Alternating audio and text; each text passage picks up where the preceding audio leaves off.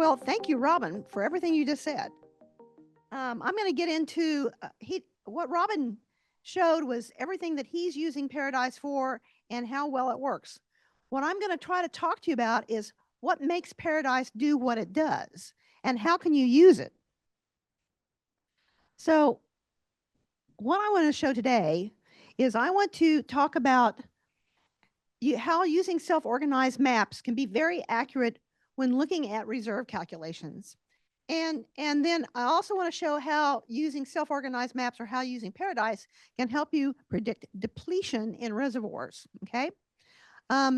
This is a talk that I gave. I was invited to speak at a Ryder Scott conference back in October. And I had to stand up in front of 350 engineers in the room and as a geologist tell them how I could predict reserves better than they could, which was quite interesting. They got a big kick out of that. So what is self-organized maps? It is a methodology to organize information in the subsurface, the way we're using it. And so you have a file cabinet, and in that file cabinet you have folders. And maybe your folders, one folder has all your electric bills, and one folder has all your car payments, and one folder has all your apartment payments. So you're organizing your information in ways that have similar information pieces to a folder. Well, that's what self-organized maps do. And the work that we've done and what SOM is based off is some of the studies that were done by Dr. 𝗍𝗶𝗿𝗁, who wrote basically the mathematical algorithm for how we're using to organize data. And he published a paper in 2001 where he had gone to the UN and he had asked for statistical information on 117 different countries. And they gave him 39 different pieces of information for each of these 117 countries. And he wanted to see if he could find a way to organize all that so that you could see each country, country by country, and the information that went along with it. And this is a list of the countries, and the way we're using with seismic data is the 39 statistical pieces would be equivalent to different attributes in the seismic, okay? And when you come out with that, you have organized all the information into a map, in this case, a map of the world, and you have all these different clusters of information that are pertinent to each country in the map. So what we have done is we are using different seismic attributes to help us create a map of clusters of different rock properties. So each of the countries up there, and you can see Canada and US are the same color, and they light up as the same color on the map. So each of these clusters have the same basic rock property information in them. Now, what we do with that data is completely different from anyone else in the market. In fact, StrataMagic, I don't know if you've ever heard of StrataMagic, was probably the first machine learning software out there that Total actually helped write. And that was about 25 or 30 years ago. But it was only good on a horizon basis, and it only looked at one wavelet. Most of the machine learning software that's out there right now are using wavelet-based information. We have decided that we get better statistical information if we reduce it down to sample. So in this particular example, if you have a wavelet from trough to peak, that's 30 milliseconds, and you have 2 millisecond sample rate, we are parsing that data and statistically analyzing it 15 times as densely as you would if you were looking at a peak or a trough, which is why we get the detail in the subsurface that Robin's able to utilize with his modeling. And we're looking at multiple seismic attributes at one time because each attribute has its own particular kind of information that it carries in the subsurface. So as you can see from all these different wavelets for each of these different attributes, they're carrying a little bit tiny bit different piece of information. All this information on every line, on every trace, at every sample goes up into a data cloud where it's normalized and organized and then comes back down to earth as what we're calling lithology. So we see all these little pixels right here, and I've got a kind of a wavelet overlay on that. So we're looking at the subsurface in much greater detail and can see much better resolution than you can in the wavelet world. In fact, a lot of people refer to tuning thickness in the wavelet world. We look at resolution. And so if we know the bin size, we have the sample, and we know the interval velocity of the rock, then we can pretty much say that, okay, if I'm looking at a carbonate in the subsurface, regardless of depth, because I'm looking at sample statistics, I can see something that's 5 to 8 feet thick. And if we're looking at clastics based on their interval velocity, I have had a discovery where I was looking for a 4-foot thick sand at 11,000 feet deep. And when you can start getting into the subsurface and you can find thin beds, then you can start really understanding the depositional models.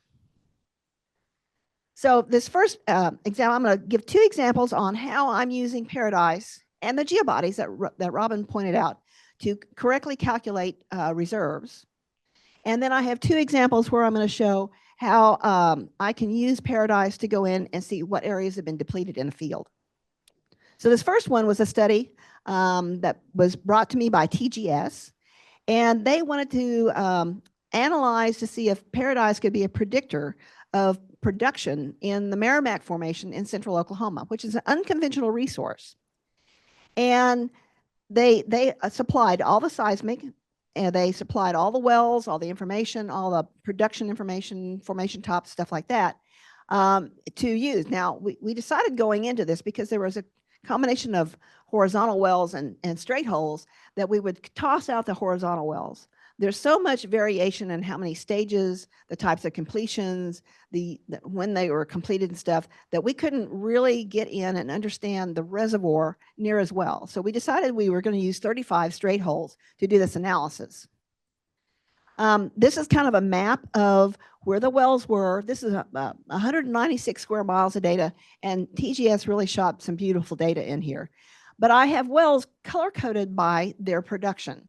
At the north, I have the production in green, and those wells are generally in the 25,000 barrel or less production. The ones in pink are anywhere from 40,000 up to 90,000. And then down here at the bottom, I don't have a pointer on this, down here at the bottom, there's one well in red, that's the 𝗏𝗏𝗶𝗏𝗏, and it produced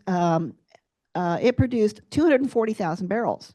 So it's a standout compared to all the other wells in this study. What makes it a standout? I'm here to try to find out the difference. Here's a time structure map on the Meramec, and you can see that you're going into the basin as you go to the southwest. As you would figure, this is the Anadarko Basin here. And the contour interval is 10 milliseconds, which is approximately 60 feet. And I have a couple of arbitraries, but I'm going to be more or less focusing on the south to north arbitrary line. My voice is going. I've been talking too much the past 2 days. Here's an example of the section, and you can see that the section thins as you go to the north because as you're going deeper into the basin, everything thickens. The reservoir, the source rock in here is the Woodford. And the Meramec is that pink line kind of going through the middle. Let me see. So this is the top of the Meramec right in here. And this is the top of the Woodford right here. And so most of the wells in here, the straight holes, over the years had just been, they hit the top of the Meramec, they just perforate the whole interval and blow and go on down the road. But like I said, there was such a disparity in the production. I kind of wanted to know why this one well at the very left end of the cross section did so well. 240,000 barrels compared to an average of about 40,000 barrels. So we go through a process first as part of the workflow called principal component analysis. And what principal component analysis allows us to do is take all the attributes that we've created, lump them into one pile, give them kind of a zone. Okay, I want to look at all these attributes between the top of the Meramec to the bottom of the Woodford, and it will go through and sort out those attributes which have the most variance in that zone. So what this allows us to do is find kind of the best group of attributes and get rid of the redundancy, because you don't want to do these SOM analysis with 19 or 20 different attributes. In this particular case, which is not the Meramec case, I'm showing that in the first principal component, the highest eigenvalue sorted out the top 4 attributes. So those will be the top 4 attributes I want to look in my recipe of attributes I'm going to use for my neural analysis. And those 4 attributes themselves account for more than 93% of the data found in all 12 attributes in this example. So these are the top dogs. Then the second highest eigenvalue is in the second principal component. And then those next 3 attributes account for more than 81% of the remaining information. So right here in the first 2 eigenvectors, I've picked out 7 attributes out of 12 that probably will give me more information than trying to use all 12 themselves. In the case of the Merrimack, I went through and I had I did a window, like I said, from the top of the Merrimack to the base of the Woodford, and I had 19 different attributes, or 16 attributes. And so the first eigenvalue was sweetness, envelope, frequency, thin bed, and smooth frequency. So this is telling me that not only am I seeing hydrocarbon effects, but I'm also seeing very thin reservoir possibilities in here, because the frequency is going to say you're looking at thin beds. And I built a recipe, and I have the recipe here on the bottom of the slide, because I added a few things more that I knew in the area would help. Like Robin said, I've done this enough years. I think I've been working on Paradise probably since 2013 or 2012. So a lot of years in this all over the world for people. And I noticed that in this case, I was also using 1 millisecond data. I went from 2 milliseconds in the normal data and upsampled 1 time. We found that we can do that without inducing a lot of noise in the data. But we get a lot better sample statistics and more refined information. And you'll see where I'm pointing to, there's very specific sets of perforations in this particular well. And while most of the wells just blasted all of the Merrimack, the 𝗵𝗿𝗂𝗏 or Gulf oil blasted most of it. Then it hit very specific zones, especially the bottom set of perforations, which happen to be kind of brown and yellow in this color scheme. And that's neuron number 71 and neuron number 72. And of course, they sit right on top of the source rock, which is interesting. But it's also interesting that they didn't just blast the whole thing and go on down the road. When I looked at those 2 particular clusters, I saw that they tied to the best resistivity in the rocks. So usually when you're working in unconventional reservoirs, you like to see a higher resistivity because it means more brittleness. You probably have better fracking capability. Now, they did frack these straight holes back when, so I'm sure that this set of neurons right here probably was the best productive part of all the production that well did in the perforations, because it had the best resistivities. So here's a display. We can turn on or turn off any one of the clusters in the map, just like the example of the 𝗏𝗏 with all the statistics for the different countries. And I can isolate just those 2 sets of neurons that I'm interested in and look at their distribution across 196 square miles of data. And I noticed that the 𝗵𝗿𝗂𝗏 was the only one that had both the yellow and the brown. Most of the other good wells, decent wells, and the 50,000 to 90,000 group were only in the brown. And all the poor wells towards the north just didn't hit anything at all. So what I wanted to do in looking at production is, we know the bin spacing of the 3D, we know the sample rate. We can turn these pixels into miniature volumes. All we need to know is we need to know the net to gross ratio, we need to know porosity, we need to know salt water saturation, and we need to know an interval velocity. Hey, Dallas. So I'm going to take and create the geobodies that Robin was showing you that he was doing in his modeling. And I'm going to calculate reserves from those geobodies. And so looking at the efficacy, I've highlighted the geobody that represents the perforations, the lower perforations in that well. And if you look at the hydrocarbon pore volume from all the samples, it shows 118,695,700 cubic feet from all the samples in that geobody. Now we've improved the software. I don't have to go through the exercise of creating acre feet anymore, but I'm showing the math for creating acre feet, because usually in the reservoir engineering, you want to know how many acre feet, how thick, and what the recovery factor is. So what I did is I calculated the acre feet. I got a good average from a buddy of mine who worked at Marathon for the Merrimack in that area, and used that as a recovery factor to calculate that geobody at that well should have produced 613,125 BOE. Now I put everything in BOE to kind of make apples and apples in here. And the actual that the well had produced at that point was 611,685 for the well. So I was only about 2% off in calculating what the well should have produced versus what it did produce. So when I showed this to TGS, they said, Sacrey, you got lucky. Let's go try it again. Because they just didn't believe it could be that accurate, right? So I went out to, there were 3 wells that produced from the brown neuron, not the yellow, because no one hit the yellow but the 𝗵𝗶𝗂𝗏. And I went up to look at the production. Actually, there's 4. Look at the production for those 4 wells. Turns out that the one well, the Bernard number 2, did not produce from the Merrimack, but produced from a shallower zone in the Osage or the Big Lime.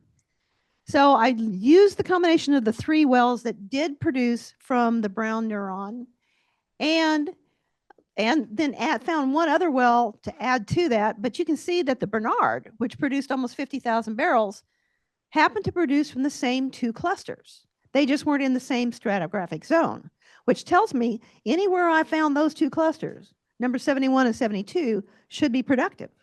Because here's 2 completely different stratigraphic zones where those 2 clusters were productive. And there was one other well up there at the top that had produced from it. It wasn't a very good well, but I took the combination of the 4 wells, that one geobody that those 4 wells hit, and I calculated the production from those 4 wells and compared it to the geobody.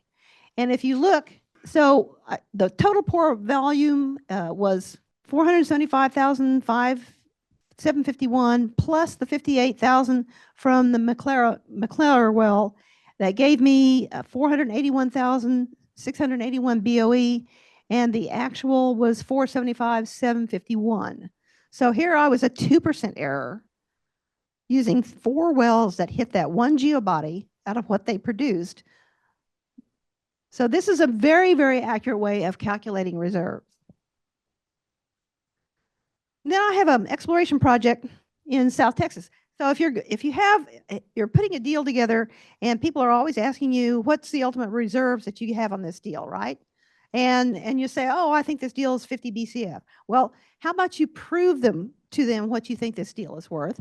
And it's just a South Texas Wilcox play in line with a lot of the big South Texas fields that have produced anywhere between 225 and 700 BCF of gas. It's a we're looking at the upper Wilcox Hinton Sand series, and with sonic porosities really in a good range for the Wilcox. There's a lot of production around here. There's multiple sands. In some of these fields, there's still a lot of pay behind pipe. And here it is in the reference in the trend for the South Texas Wilcox area. And so this is a really nasty looking but rough top of Wilcox map. I would also add, I have 30 square miles of 3D here. I do not have a single Wilcox test on this whole 30 square miles. So I am flying blind when it comes to the Wilcox and trying to estimate what's going on here. The structure is split by a fault, and it's about 6 miles long and about 2 miles wide, which is something very similar to Northeast Thompsonville, which has produced over 400 BCF of gas. I went and looked at a key attribute that we use in the Gulf Coast a lot, which is called sweetness. And sweetness is very good at identifying sands in the Eocene section and the Miocene Frio. And so my partner in this said, well, he wanted to go drill an 18,000-foot well to the house sand. And when I looked at the sweetness and saw nothing but blue in the lower portion of that, I said, there's no sand down there. Let's save our money and only drill a 13,000-foot well and hit these Hennet sands. And when I did my analysis, and here's the recipe I used, I went through principal component analysis. Now, in this case, unlike the first case, I had far angle stacks. So I was able to bring in some aspect of AVO into the mix to help reduce the risk. So I ran all of my attributes on the far angle stack and circled those levels which I believe to be sand, based on what I can tell from. We have a way of going into Paradise and each cluster and looking at the breakdown of the attributes that make up that cluster. So when you start seeing things like sweetness and energy absorption and attenuation and all the hydrocarbon indicators pile up in one neuron, then your level of confidence goes really good to say, I don't think that's coming from a shale. I think that's coming from a sand. So I identified a whole bunch of sands that we wanted to try to target. Given again that we don't have a Wilcox test on this, I don't know if these sands are wet. I don't know if they're low saturation gas. I don't know if they're good gas. We have to test them and then recalibrate the software. And this is what the conventional seismic looked like for the same directional survey that we wanted to hit. We do have gathers. Again, we have AVO, and we have a lot of type 2Ps and we have a lot of type 3s indicating, of course, we haven't calibrated this against anything because we have nothing to calibrate it against, whether these are in fact good AVOs or not. But what I started doing is I created geobodies, and I started going through each and every layer on both sides of the fault, calculating what I think the potential reservoirs would be if we drilled a straight hole on the west side and we drilled a deviated well on the east side.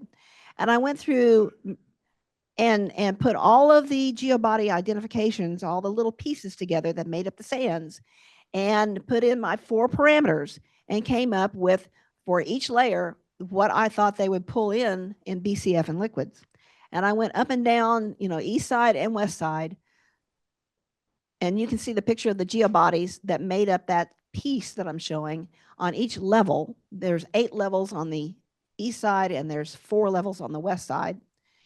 And finally came up with, if we drill the deviated well and we hit all those sands and all of them work, that well is capable of making almost 40 BCF of gas. If we drill the east side, the west side, and hit all 4 sands, that well is capable of making almost 20 BCF. So this is a way of going in when you have an exploratory project. You have no control. You're trying to tell the people that you're hoping to invest in this deal, here's what I think the possibilities are. And then the beauty of something like this is you can go in and show every geobody. So if you are successful in your exploratory attempt, then you have a means to go in and cherry pick the best locations where you can get the maximum exposure on as many different levels of sand as you can get. So this is where the geobodies and the reserve calculations can really be important if you're selling deals or if you're buying properties or anything like that, or if you're looking at sweet spots in unconventionals. Well, what we did, there's a lot of production around us. So we looked at production around us and came up with what we were going to use for net to gross ratio. We had sonic logs nearby on dry holes, but we had sonic logs nearby. Not anything on the survey. This is as wildcat can be. That's it. Now I can tell the thicknesses because I know each of the samples. I have 1 millisecond sample rate in here, so I can count how many samples I've got in that body, and then using the estimated interval velocity, I can estimate how thick that is. And these sands are running anywhere between 50 to 100 feet thick, which is comparable to all the production around us. Well, part of the confidence in the sand aspect has to do with how many years of experience I have in the Gulf Coast of South Texas. Part of the confidence in the sand, again, has to do with looking at the makeup of each of these clusters and understanding the attributes and what those attributes are designed to help you see. So sweetness is an excellent attribute in the Gulf Coast for finding sand. And when sweetness is the #1 contributing attribute to that cluster, It doesn't always work, but you have to go on some assumptions, especially as wildcat like this. You know, by the time we got to this point, the gentleman who'd funded this project had put together 6,500 acres, and it wasn't cheap acreage. And we had reprocessed the data, and so he probably had, I would say, $5 or $6 million into this. So we're trying to sell a deal to get people interested in it. And this is the best way. You couldn't do this off the wavelet data, estimate the sands, or determine anything. So the best thing we could do is break it down by attributes, understand what the attribute contribution is to the neuron, and make the assumption that that meant sand. Because I had multiple hydrocarbon indicators for the key neurons that make up these different levels. When I have a neuron that starts with instantaneous phase, that doesn't get me excited. I have a neuron that starts off with sweetness and energy absorption, you know, an envelope, things like that. Then I start to get a little bit more excited about that cluster. They're not always good for everything, but the combination of attributes and showing the subtle changes in the stratigraphy are what you want to do when you're interpreting. This kind of software is not going to get rid of interpreters. You're going to need interpreters with experience. You're going to need interpreters who understand what these attributes mean when they put them together in combination. That's the power of it. But the fact that you can see the stratigraphy and you can see all that kind of muddled color. There's some greens that stand out. There's some reds that stand out. There's some yellows that stand out. And then there's background noise. All that background noise is generally shale. And you want to look at the stuff that really stands out. And the green ones could be indications of wet. Until we drill this well and we have the ability to go back in to recalibrate what we see on the way down, we have no idea. This, like I said, this is about as wild as it gets. But using this process to help estimate reserves and then being able to see all the geobodies that we think make up the sands is very valuable when it comes to developing the field. Because then you're not just poking holes every 160 or 320 acres. You're looking where you can optimize. When you recalibrate, you're looking where you can optimize the maximum number of geobodies with the greatest aerial extent to give you the best reserves. So how do you use Paradise when it comes to looking at depletion? I mean, you just saw examples of how geobodies can help you with reserves. But so I've got this small survey in the Austin Chalk, just outside of San Antonio. And I've got 3 wells that produced 158,000 barrels of oil at 2,100 feet. So I had a client who was interested in chasing shallow oil, and he shot a beautiful 30 square mile survey, recorded it at 1 millisecond, processed it at 1 millisecond. So I have beautiful data, and it was 55-foot bends. So statistically, you don't get much better than that in real life in the Gulf Coast for sure. I had gathers. I had all the angle stacks. I'm still dealing with a carbonate, but carbonates have AVO signatures too. And what you just have to look at is you have to look for peak events instead of necessarily trough events. So it was exhibiting, the top of the Austin Chalk to me was exhibiting an AVO response, but because this was on a 1964 well and it was long depleted, although there's always residual left in the ground, I just assumed that this meant that it was really good quality rock with porosity. And when I did my SOM, and here's my recipe here, the perforations, which are the red little lines in the well bores, tied perfectly to this yellow neuron. And the other thing I'll say is when you're working in the sample world, you have to have really good synthetics. You can be loosey-goosey with your synthetic ties in the wavelet world, but now you're tying to 1 or 2 or 4 millisecond events, and you have to be very spot on. Of course, the Austin Chalk is easy to tie to. It's a big booming peak in most areas, and that's what you're seeing in the wiggle trace overlay here. And then you see below that yellow, all this red, and you see above it a little bit of gray. And when you look at the cutout, you're looking on the right side is the blow up, on the left side is a little bit more regional view. You don't see that anywhere else in that reservoir. And I have for years and years and years called this, the upper portion, I've called it a halo neuron, because all reservoirs leak regardless of how deep or shallow they are. And the beauty of Paradise is you pick up very subtle rock property changes. And so when your reservoir leaks, especially a carbonate that's probably fractured, before it gets into the complete seal of the shales above it, it will leak enough to change the rock property. And that's what you see on that kind of gray looking stuff above the yellow. That is the leak into the shales above the Austin Chalk. The red, believe it or not, is a dim out response. Now, dim outs in the wavelet world are very hard to see. You have to have hellacious reservoirs, really thick, before the eye can visually pick up the frequency changes caused by the seismic signal going through that reservoir. In the sample world, I see these dim out features very, very commonly. And again, if you look at the peak to trough ratio there, you don't see any changes in this. This is where the using sample statistics gives you so much more insight into the stratigraphy and the deposition. So I want to look at that perforation neuron, and I want to look at the dim out neurons and look at how they relate to the map. So I have now in this color, I didn't change it in Paradise. I can change these neurons to any color I want.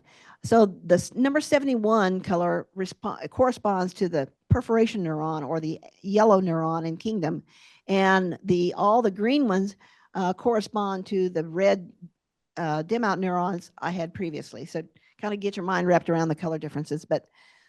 And my client, when he came to me, said they had already spent $20 million in here. They shot the 3D. They drilled 3 pilot holes and 2 horizontals as all dusters. And that's when they said, Sacrey, we got to figure out what's going on in here. Their whole idea, and this is chasing 158,000 barrels produced in 3 shallow wells, right? They thought they had a hot deal. And their whole assumption was that this was a fracture or fault trend play. So they were trying to place their wells along the faults and not coming up with anything. And I was sitting here and I'm looking at that map and I'm going, well, but that looks more like a channel sequence to me. It doesn't look like a fault sequence or a fracture sequence. And so I pointed that out to him, and then I was looking at, but I'm looking at, when you're looking at something like this, you're looking at 100% of the data points in each cluster. Okay. When Paradise, when you run a self-organized map in Paradise, you get 2 volumes. You get the classified volumes that you've been looking at, and then you get another volume called probability or low probability. And the low probability volume, what I'm showing here, is that what I found over the years when I'm looking for prospects is that the most anomalous data points on the edges of the clusters are where your AVO anomalies are. That's where your production is. You're looking for something that's really anomalous, pertinent to that cluster. And so the whole cluster, all the data points in the cluster is the background noise plus the anomalous data points. If you turn off all the background noise and only look at the 10% most anomalous data points, what happens? The production, the area that had been produced, disappears. But all the rest of the data we just looked at is live. So I'll go back. Okay, now you see the red up there, dry holes. They drilled a lot of dry holes down around those wells. But you can see the area that those 3 wells produced from. And when you turn off all the points except for the top 10%, that area goes away. There's your depletion right there. So everything else that you see in here, all the reds and greens, that's still live oil. It's still anomalous. So that's where you want to go drill. Unfortunately, when we started getting into it, one location we picked was in a graveyard. One location we picked was in this guy's swimming pool. This is just outside of San Antonio. And since they shot this 3D, the area had exploded and the culture was so great that there probably wasn't a pad site that we could find, because it's hard to deviate a well when it's only going to be 2,100 feet deep. So we're still looking at this, but we're taking it further out of San Antonio to do that.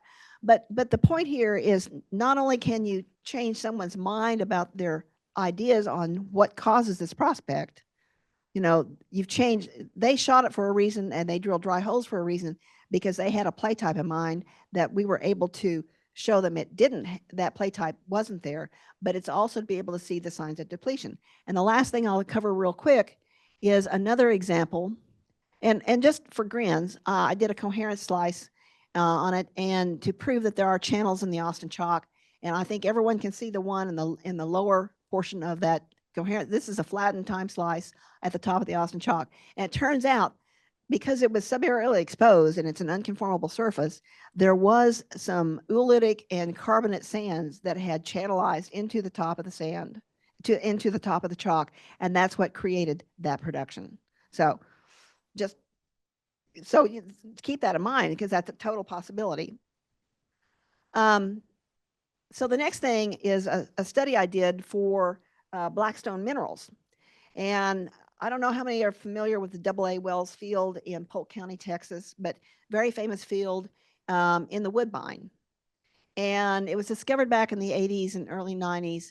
And the main landowner, mineral owner in that area, made so darn much money off the production, he started Blackstone Minerals and then started buying minerals. So that's how Blackstone got started. But they wanted me to do a study to see if there was anything left in the field that they could go drill. I think it's produced about 700 BCF of gas and 35 or 40 million barrels of oil at this point or more. So I went in, and it's pretty good data. It's not bad. We're talking about Woodbine, which is just below the Austin Chalk in this area, and we're looking at sand deposition that's an angular unconformity. So at the base, all these sands terminate at the base of the Austin Chalk, and the production varies. It's all over the place, but generally from west to east, the production is poor, gets better, and is best. This is an example of the south to north arbitrary line and some of the production from some of the wells in there. And then this is a west to east arbitrary line. And you can kind of see the sands come up and terminate against the base of the Austin Chalk. Here's what it is in Paradise. Here's my recipe that I used. I found that there's 5 attributes that consistently come up in PCA. And that's Hilbert, envelope, instantaneous frequency, instantaneous phase, and relative acoustic impedance. Thin bed is redundant to some degree to instantaneous frequency because you have to use instantaneous frequency to create thin bed, but I threw it in there anyway. And of course, I always add sweetness just because sweetness is important in certain areas, in clastics for sure. But again, you can see the key neurons that are at the perforations in this. And the key neurons, now the yellow neuron is where you start getting some really nice production. And you can see at the top, I think my best well in there was 33 BCF and 1.8 million barrels of oil. So we want to find those guys, right? There's one well that had 100 or almost 300 feet in the yellow neuron, but it went across the fault and was structurally low and didn't produce very well. But you can map these things out. And you can bring them in and extrapolate them along the well curves and start making some good correlations on good wells versus better wells versus poor wells. On both cross sections, I did that. And of course, there's the one that went across the fault and had beautiful sand, but not productive all the way. But here's the breakdown. When you're looking at the map of what neurons have actually produced, my guide here is P stands for poor. I have fair, I have good, great, and excellent. And they're all about 5 BCF. The poor ones are less than 5 BCF. The excellent is the one well that's above 30 BCF. And you can see there's a very good demarcation between kind of the bluish and purple colors versus the greens, dark blues, and yellows. But when you go into low probability, all that goes away because this field had been produced long before they shot the 3D. what's critical about being able to see depletion is that, of course, when you shoot a 3D, you freeze the rock properties at that point in time. So anything that's drilled afterwards is probably safe. If you're trying to key off wells, that were drilled before the 3D was shot, then you kind of have to understand where the depletion is. So I'm going to go back. Here's with all of the 100% of the data points for each of those neurons that I've circled up there for the good, great, and poor wells. And here's what it looks like when you go down to 10%. Now, there are some areas left. And I've circled a few of them that I want to go in and look at. And this is what I showed Mr. Chambers, who owns Blackstone, that, yeah, of course, what he's doing is he doesn't want to actually put his own money into the well. He wants to use this as an example to go out and show somebody to come lease his minerals so that he can get the production off that well. There was a method to his madness in this study. But I went in and looked at one particular area which had the best neurons in it, the yellows and the blues, which relate to the well that made 33 BCF and almost 2 million barrels of oil. And using a field average for net to gross ratio and porosity and water saturation and velocity, I was able to come up with a calculation and looked at the field-wide production. And the field-wide production is 2,000 MCF per acre foot and 54 barrels of oil per million cubic feet, and use that for this geobodies and got a well that would be somewhere close to about 20.5 BCF and 1.1 million barrels of oil. So I could use the geobodies and the low probability to find places that hadn't been drilled, could see the depletion, and then give them estimated reserves on where I thought they could go in and use this to find someone to come in and drill a well for them. And so my conclusions is, you can get down to the gnats when it comes to creating the geobodies once you understand where the reservoir is and calculating reserves. And this is something that the engineers found fascinating. I said, eventually we're going to get the SEC to change the rules on using seismic for calculation of reserves with machine learning. And then using a low probability volume in areas where you've had production established long before the 3D was shot, then you can use the low probability to help you understand what's been depleted. Now, this is also good for companies now who have big fields offshore and who are doing 4D seismic, because they're shooting 4D seismic every 6 months or once a year. They're reprocessing it. Using this kind of operation would help them understand the dynamics of the depletion in their fields. So with that, I'll stop and say, does anyone have any questions? Thanks, Robin.